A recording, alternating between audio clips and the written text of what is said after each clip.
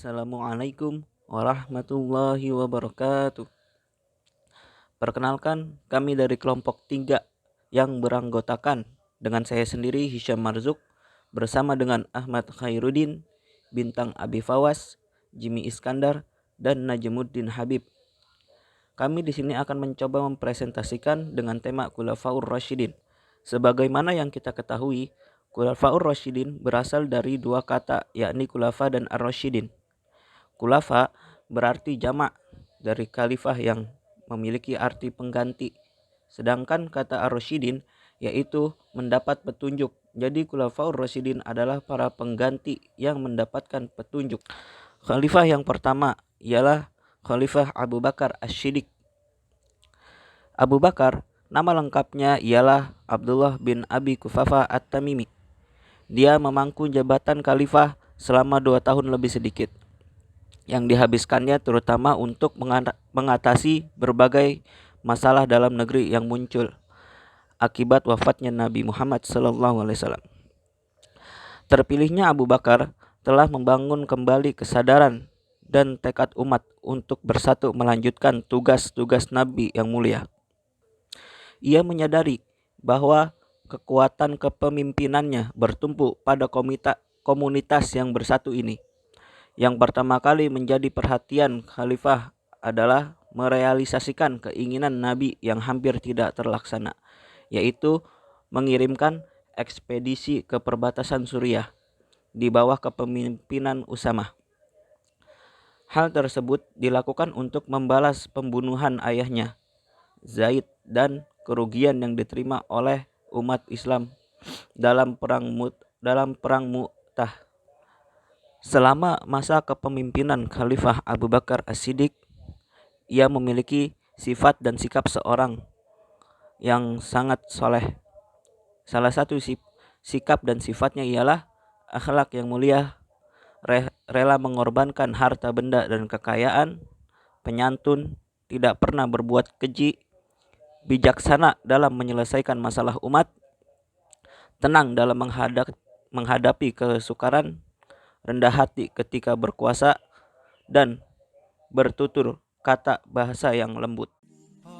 Assalamualaikum warahmatullahi wabarakatuh. Alhamdulillahirabbil alamin. Wassalatu wassalamu ala asyrofil anbiya'i wal mursalin wa ala alihi washabihi ajmain. Amma ba'd. Pada kesempatan kali ini saya ingin menerangkan Khalifah Umar bin Khattab, khalifah kedua dari Khalifah Abu Bakar As-Siddiq. Sebelum kita memulai pembahasan, apa sih arti dari Khalafatur Rasyidin? Khalafatur Rasyidin berasal dari dua kata, yakni khalafah dan ar-rasyidin. Khalafah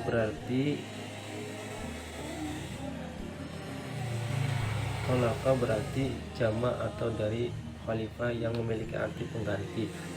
Khalifah adalah pengganti. Dan ar-rasyidin yaitu mendapat petunjuk. Jadi Khalafatur Rasyidin adalah para pengganti yang mendapat petunjuk. Sebelum kita membahas tentang Khalifah Umar bin Khattab, saya ingin memperkenalkan tentang khalifah-khalifah yang telah ada dari awal sampai terakhir, dari sampai Khalifah Ali bin Abi Thalib. Yang pertama adalah Khalifah Abu Bakar As-Siddiq, dan kedua adalah Umar bin Khattab, ketiga adalah Utsman bin Affan, dan keempat adalah Ali bin Abi Thalib.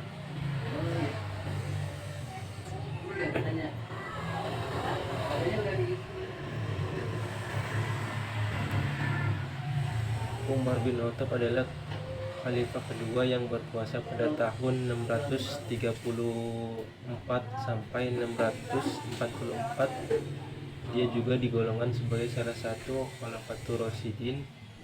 Umar merupakan salah satu sahabat utama Nabi Muhammad SAW dan juga merupakan ayah dari Hafsah istri Nabi Muhammad SAW.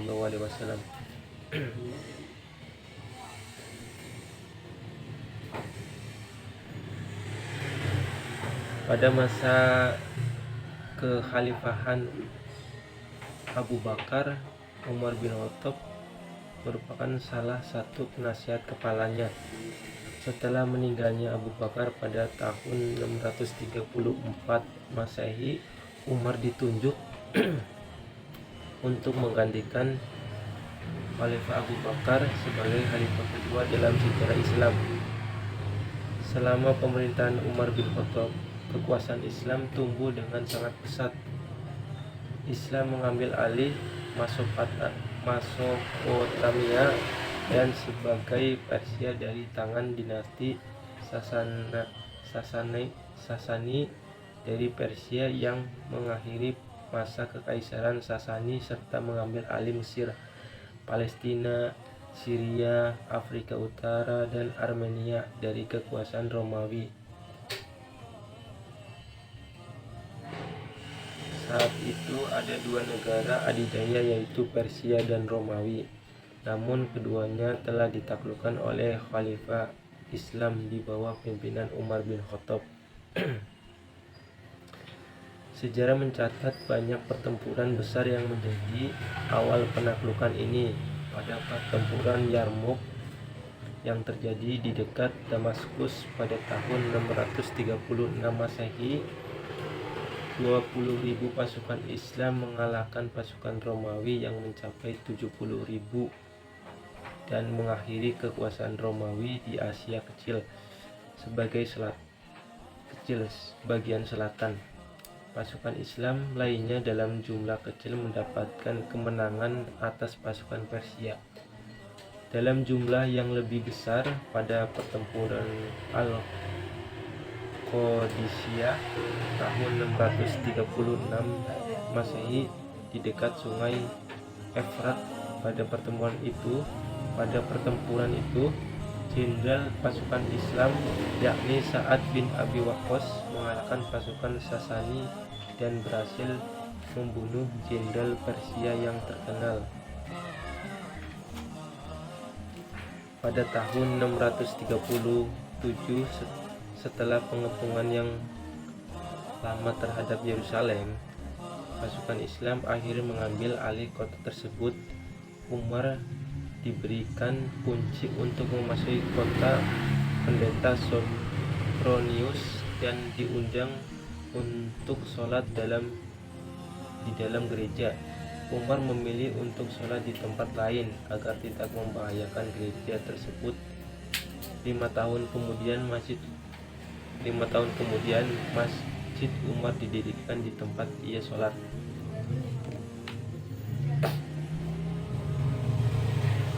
Umar melakukan banyak reformasi secara administratif dan mengontrol dari dekat kebijakan publik, termasuk membangun sistem administrasi untuk daerah yang baru ditaklukkan. Ia juga memerintahkan diselenggarakan dan sensus di seluruh wilayah kekuasaan Islam.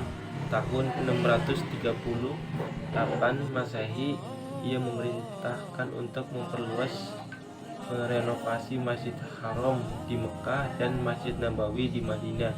Ia juga memulai proses kodifikasi hukum Islam. Umar dikenal dari gaya hidupnya yang sederhana. Alih-alih mengadopsi gaya hidup dan penampilan para penguasa di zaman itu, tetap hidup sangat sederhana. Pada sekitar tahun ke-17 Hijrah, tahun keempat kekhalifahan Umar, mengeluarkan keputusan bahwa penanggalan Islam hendak dimulai dihitung saat peristiwa hijrah. Umar bin Khattab wafat dan dibunuh oleh Abu Lu'lu' atau Abu Fairuz, seorang budak yang fanatik pada saat akan memimpin sholat subuh.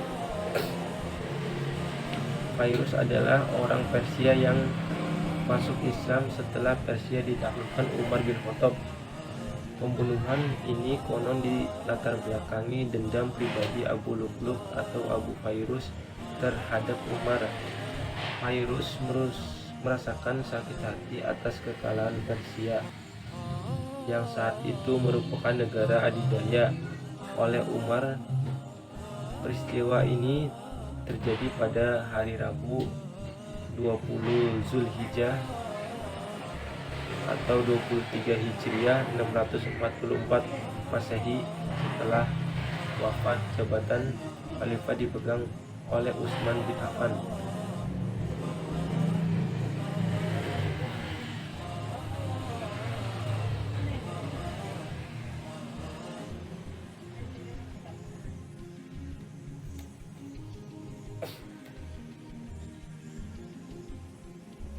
Sifat-sifat yang dimiliki oleh Umar bin Khattab sebagai berikut: perhatian kepada rakyat, hidup sederhana, menepati janji, disiplin, adil, dan cermat.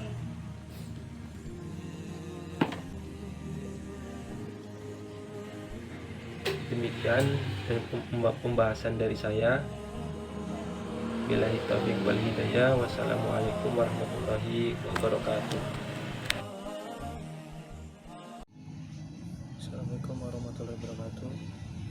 Perkenalkan, nama saya Bintang Abi Fawas. Selanjutnya saya akan melanjutkan materinya. Materi selanjutnya tentang sikap seorang Umar bin Khattab. Apa sih sikapnya? Yang pertama, Umar itu perhatian terhadap rakyatnya, memiliki kehidupan yang sederhana, selalu menepati janjinya, merupakan seorang pribadi yang disiplin, adil, dan juga cermat.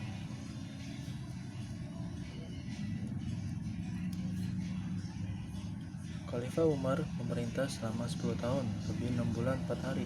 Kematiannya sangat tragis. Seorang budak bangsa Persia bernama Fairuz atau Abu Lu'lu' sudah tiba-tiba menyerang dengan tikaman pisau tajam ke arah Khalifah yang akan mendirikan sholat subuh yang telah ditunggu oleh jemaahnya di Masjid Nabawi di pagi buta.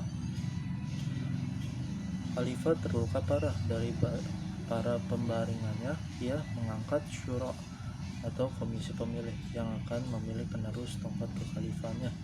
Khalifah Umar wafat 3 hari setelah pemakaman atas dirinya, yakni 1 Muharram 23 Hijriah atau 644 Masehi. Lalu selanjutnya Khulafa ar-Rasyidin ada Utsman bin Affan.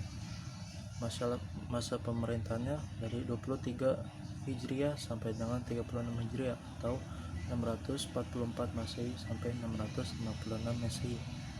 Khalifah ketiga adalah Utsman bin Affan. Nama lengkapnya ialah Utsman bin Affan bin Abil As bin Umayyah dari suku Quraisy. Ia memeluk Islam karena ajakan Abu Bakar dan menjadi salah seorang sahabat dekat Nabi SAW. Meski memiliki kekayaan yang melimpah, tapi Utsman berlaku sederhana dan sebagai besar kekayaannya digunakan untuk kepentingan Islam. Ia mendapat julukan Zun Nurain yang artinya memiliki 2 cahaya karena menikahi 2 putri Nabi SAW secara berurutan setelah salah satunya meninggal.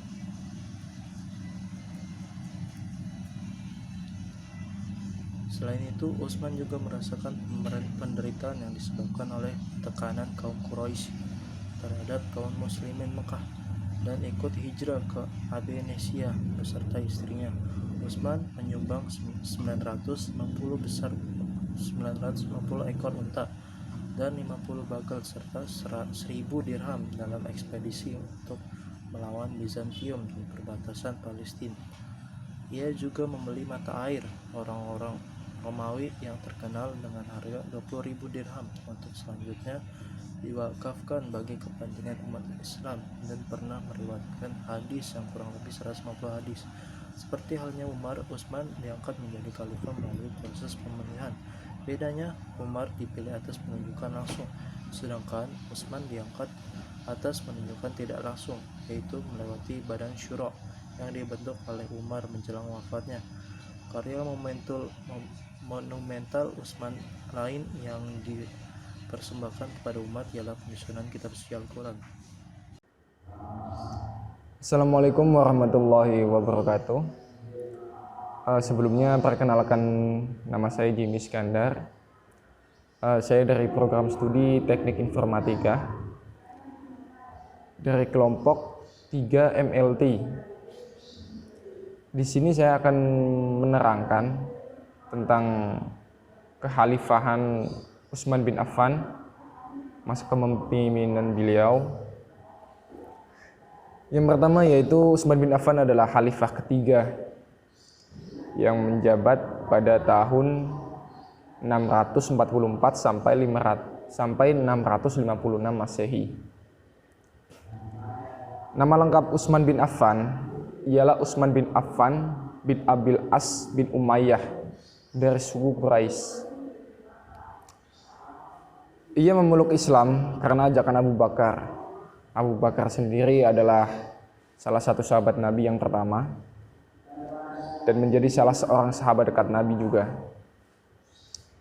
Meski memiliki kekayaan berlimpah, Utsman itu sangat berlaku sederhana dan sebagian besar kekayaannya itu ia digunakan untuk kepentingan Islam. Ia mendapatkan julukan Zunnurain. Zunnurain di sini itu artinya ia memiliki dua cahaya karena beliau menikahi dua putri Nabi Muhammad SAW. Tentunya secara berurutan setelah salah satunya meninggal. Selanjutnya yaitu Utsman bin Affan juga merasakan penderitaan yang disebabkan oleh tekanan kaum Quraisy pada masa kepemimpinan beliau.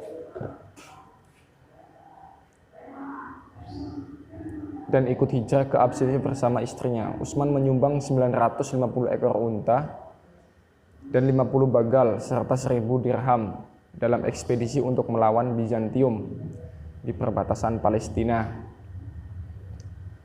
Ia juga membeli mata air orang-orang Romawi yang terkenal dengan harga 20.000 dirham untuk selanjutnya diwakafkan bagi kepentingan umat Islam. Dan pernah meriwayatkan hadis kurang lebih 150 hadis. Seperti halnya Umar, Utsman diangkat dari proses pemilihan. Di sini bedanya dengan Umar, yaitu Umar ditunjuk langsung, sedangkan Utsman diangkat atas penunjukan tidak langsung, yaitu melewati badan syura yang dibentuk oleh Umar menjelang wafatnya. Dari sekian banyak monumental Utsman bin Affan, yaitu salah satunya adalah Utsman bin Affan yaitu menyatukan atau penyusunan kitab suci Al-Quran, yaitu dari bagian-bagian Al-Quran itu disusun jadi satu. Seperti itu adalah salah satu monumental karya Utsman bin Affan.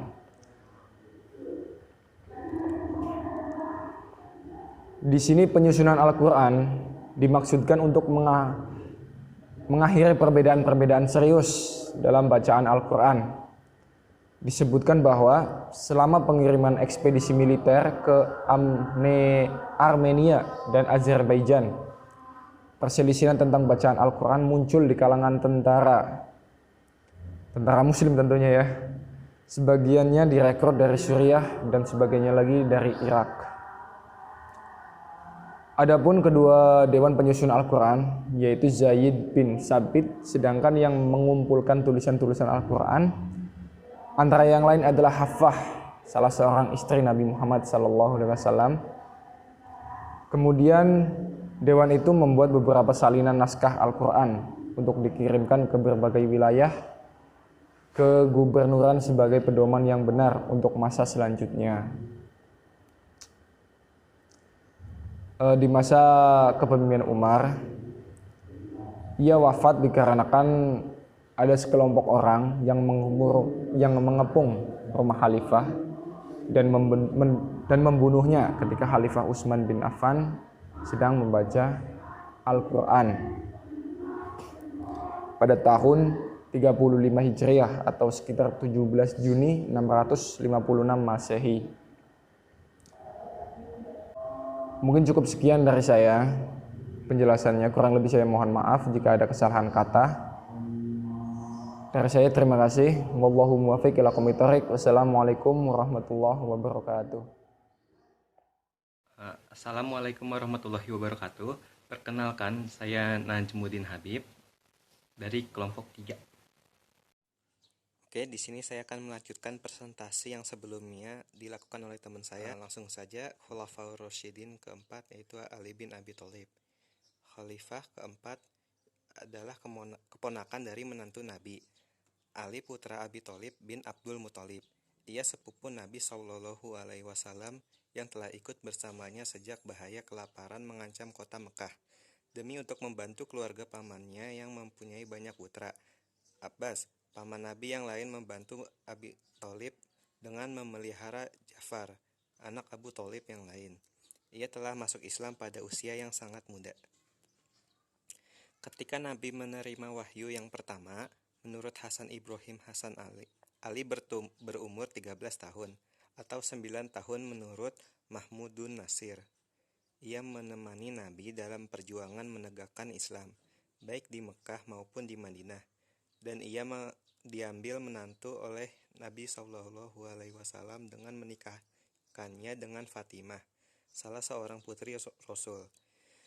Dan dari sisi keturunan Nabi Shallallahu Alaihi Wasallam berkelanjutan, karena kesibukannya merawat dan memakamkan jenazah Rasulullah Shallallahu Alaihi Wasallam. Ia tidak berkesempatan membaiat Abu Bakar sebagai khalifah, tapi ia baru membaiatnya setelah Fatimah wafat. Ali adalah seorang yang memiliki banyak kelebihan. Selain itu, ia adalah pemegang kekuasaan.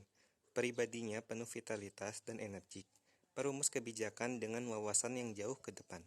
Ia adalah pahlawan yang gagah berani, penasihat yang bijaksana, penasihat hukum yang ulung, dan pemegang teguh tradisi, dan juga seorang sahabat sejati dan seorang lawan yang dermawan. Ia telah bekerja keras sampai akhir hayatnya, merupakan orang kedua yang berpengaruh setelah Nabi Muhammad. Berikut adalah sifat dan sikap seorang Ali bin Abi Thalib. Sabar, tabah, berani, dan cerdas. Tugas pertama yang dilakukan oleh Khalifah Ali ialah menghidupkan cita-cita Abu Bakar dan Umar, yaitu menarik kembali semua tanah hibah yang telah dibagikan oleh Utsman kepada kaum kerabatnya ke dalam pemilikan negara. Ali juga segera menurunkan semua gubernur yang tidak disenangi rakyat. Utsman bin Hanif diangkat menjadi penguasa Basrah, menggantikan Ibnu Amir, dan Qais bin Sa'ad dikirim ke Mesir untuk menggantikan gubernur negeri itu yang dijabat oleh Abdullah. Gubernur Suriah, Muawiyah, juga diminta meletakkan jabatan, tetapi ia menolak perintah Ali. Bahkan ia tidak mengakui kekhalifahannya. Tepat pada 17 Ramadan 40 Hijriah, Khalifah Ali terbunuh. Pembunuhnya adalah Ibnu Muljam, seorang anggota Khawarij yang sangat fanatik. Pada tanggal 10 Ramadan 40 Hijriah, masa pemerintahan Ali berakhir. Sekian presentasi dari kelompok kami, kurang lebihnya mohon maaf. Wassalamualaikum warahmatullahi wabarakatuh.